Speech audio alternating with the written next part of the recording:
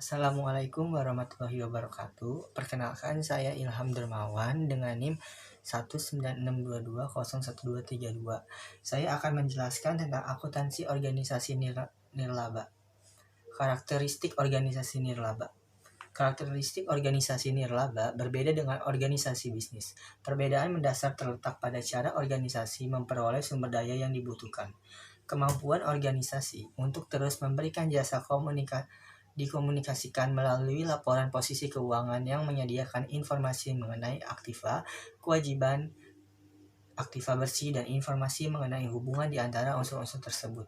Laporan ini harus menyajikan secara terpisah aktiva bersih baik yang terikat maupun yang tidak terikat penggunaannya.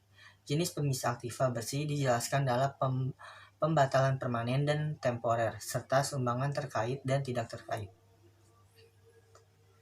Selanjutnya, saya akan menjelaskan tentang pemisah aktiva bersih. Yang pertama ada pembatas permanen. Pembatasan penggunaan sumber daya yang ditetapkan oleh penyumbang agar sumber daya tersebut dipertahankan secara permanen.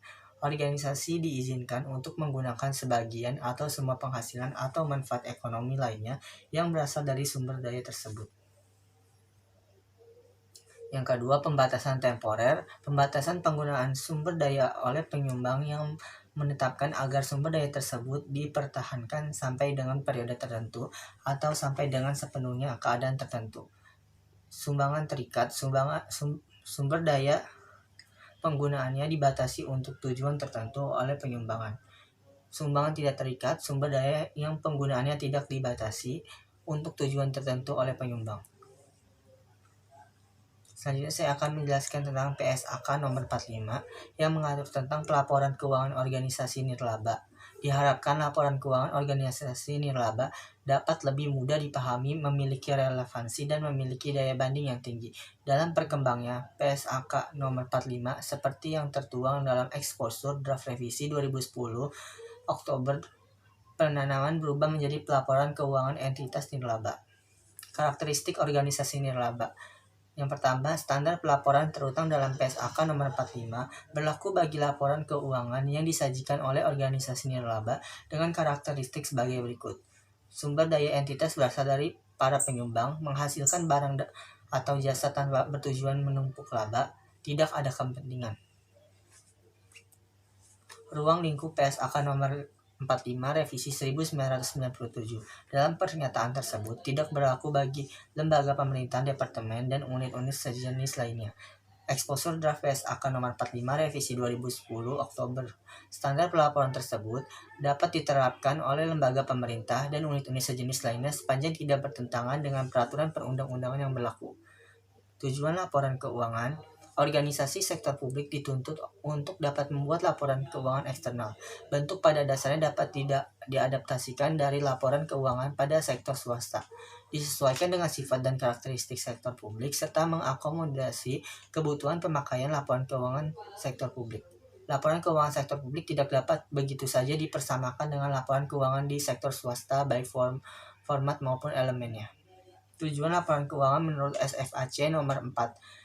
Yang pertama, memberikan informasi yang bermanfaat bagi penyedia dan calon penyedia sumber daya, serta pemakai dan calon pemakai lainnya. Yang kedua, memberikan informasi mengenai sumber daya ekonomi, kewajiban, dan kekayaan bersih organisasi, serta pengaruh dari transaksi, peristiwa, dan kejadian ekonomi yang mengubah sumber daya dan kepentingan sumber daya tersebut.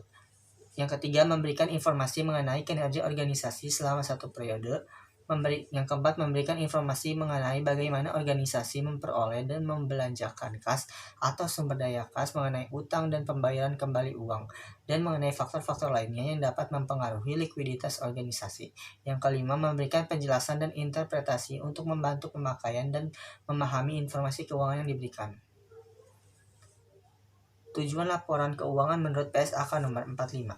Tujuan utama laporan keuangan adalah menyediakan informasi yang relevan untuk memenuhi kepentingan para penyumbang, anggota organisasi, kreditur, dan pihak lain yang menyediakan sumber daya bagi organisasi nirlaba.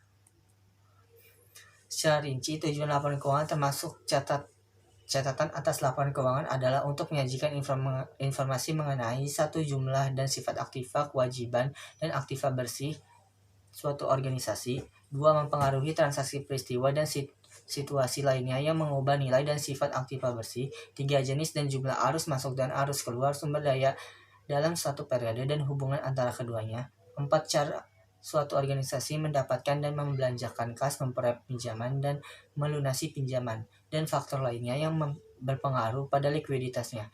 Yang kelima, usaha jasa suatu organisasi. Selanjutnya, laporan keuangan organisasi nirlaba.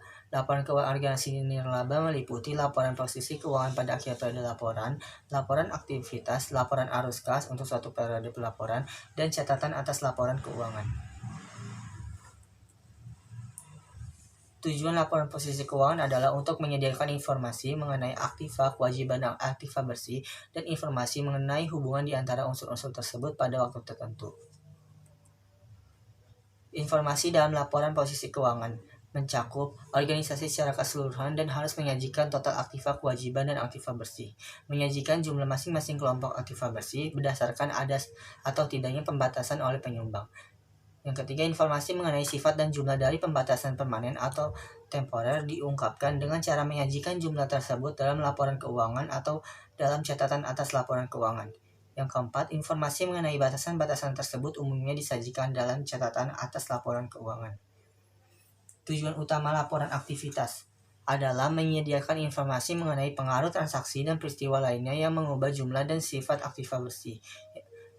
Yang kedua, hubungan antara transaksi dan peristiwa lain dan bagaimana penggunaan sumber daya dan pelaksanaan berbagai program atau jasa. Manfaat informasi dan laporan aktivitas membantu para penyumbang, anggota organisasi kreditur, dan pihak lainnya untuk mengevaluasi kinerja dalam suatu periode, menilai upaya, kemampuan, dan kesinambungan organisasi, dan memberikan jasa, dan menilai pelaksanaan tanggung jawab dan kinerja manajer. Tipe aktivitas. Yang pertama ada aktivitas pendukung, yang kedua aktivitas manajemen dan umum, yang ketiga aktivitas pencarian dana, yang keempat aktivitas pengembangan anggota. Bentuk laporan aktivitas bentuk A, laporan aktivitas bentuk C, dan laporan aktivitas bentuk C. Laporan aktivitas bentuk A menyajikan informasi mengenai penerimaan dan pengeluaran kas dalam suatu periode.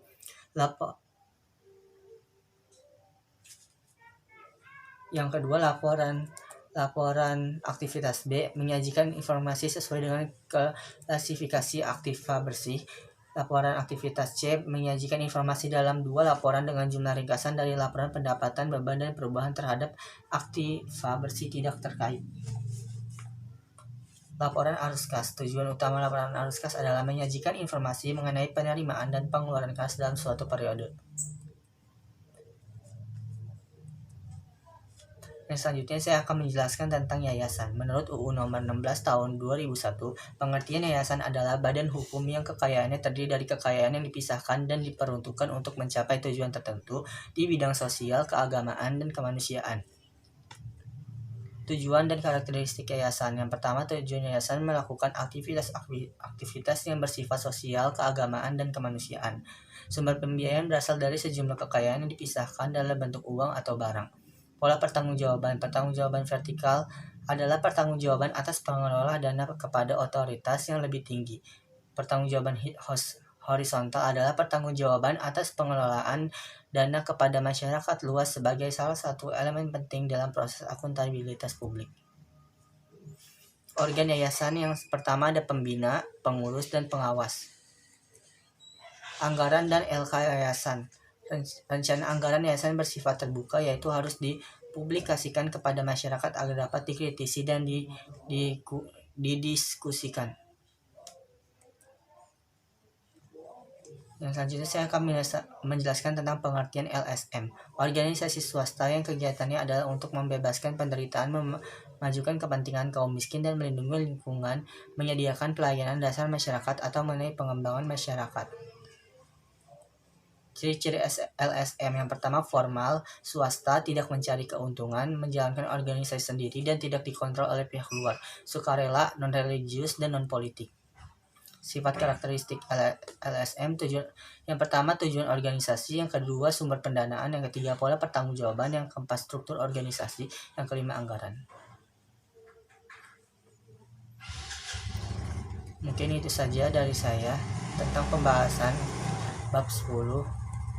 Kurang lebihnya mohon maaf. Wassalamualaikum warahmatullahi wabarakatuh.